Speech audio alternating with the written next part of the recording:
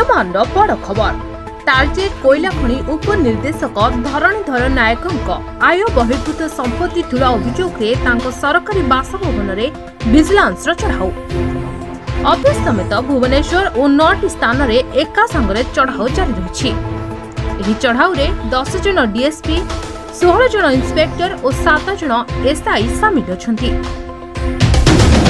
Target कोयला खनि उपनिर्देशक धरणीधर नायकों आय बहिर्भूत संपत्ति ठूला अभियोग सरकारी बासभवन में विजिलेंस चढ़ाऊ ऑफिस समेत भुवनेश्वर और 9 स्थान में एका संगे चढ़ाऊ जारी रही। चढ़ाऊ 10 जन डीएसपी 16 जन इंस्पेक्टर और 7 जन एसआई सामिल अछंती।